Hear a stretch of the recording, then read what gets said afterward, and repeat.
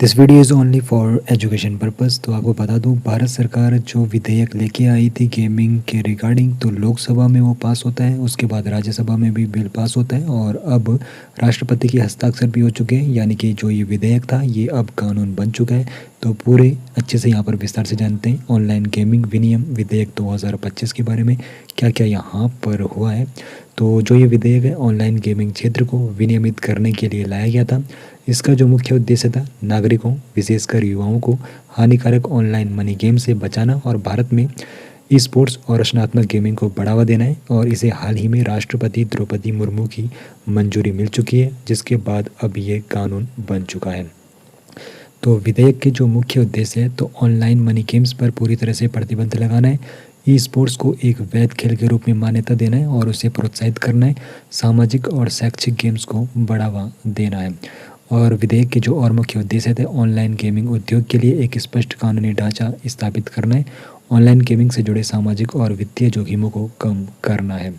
और online money games पर जो प्रतिबंध लगे तो यह विधेयक उन सभी ऑनलाइन गेम्स पर पूर्ण प्रतिबंध लगाता है जिनमें उपयोगकर्ता पैसे जमा करते हैं या फिर दांव लगाते हैं, चाहे वह कौशल पर आधारित हो या संयोग पर। इस प्रतिबंध में निम्नलिखित चीज़ें शामिल रहेंगी, जिसमें ऑनलाइन सट्टेबाजी, जुआ, काल्पनिक खेल, पोकर और रमी। तो ये एप्लीकेशन, जो भी एप्लीकेशन इन गेम्स को कराती होगी या फिर ये सर्विसेज प्रोवाइड कराती है, वो सारी अब बैन होने वाली है। तो ई स्पोर्ट्स और रचनात्मक गेमिंग को प्रोत्साहन सरकार दे रही है। तो सरकार का मानना है कि ई स्पोर्ट्स और ऑनलाइन सामाजिक खेल रचनात्मकता और कौशल को बढ़ावा देते हैं। ई स्पोर्ट्स इसे आधिकारिक तौर पर एक प्रतिस्पर्धी खेल के रूप में मान्यता दी गई है। युवा मामले और खेल मंत्रालय इसके लिए दिशा निर्देश और मानक तय करेगा। विधेयक सुरक्षित, आयु उपयुक्त और सांस्कृतिक रूप से प्रासंगिक खेतों को प्रोत्साहन करेगा। और दंड और सज़ा के जो प्रावधान यहाँ पर रखे गए हैं, तो ऑपरेटरों के लिए जो यहाँ पर प्रावधान है तो ऑनलाइन मनी गेम्स चलाने वाले या उनकी सुविधा देने वाले ऑपरेटरों को 3 साल तक की कैद और 1 करोड़ रुपए तक का जुर्माना हो सकता है।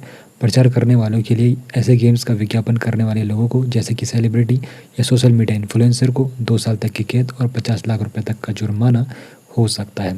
बाकी दंड और सज़ा की जो प्रावधान है तो वित्तीय संस्थानों के लिए भी यहाँ पर रखे गए हैं। जो बैंक या वित्तीय संस्थान इन लेन देनों में मदद करते हैं उन्हें भी 3 साल तक की कैद और 1 करोड़ रुपए तक का जुर्माना हो सकता है। और विधेयक की जो आवश्यकता पड़ी है तो क्यों पड़ी है, तो कई लोगों ने इन खेलों में बड़ी रकम कमाई है, जिससे वे आर्थिक रूप से बर्बाद हो गए हैं। और इन खेलों की लत ने कई लोगों के मानसिक स्वास्थ्य पर भी नकारात्मक प्रभाव डाला है, जिसकी वजह से इस विधेयक को लाना सरकार की यहाँ पर मजबूरी बन चुकी थी। तो विधेयक की आवश्यकता क्यों पड़ी है? ऐसे मामले सामने हैं जहाँ पर वित्तीय धोखाधड़ी के कारण लोगों ने कर ली।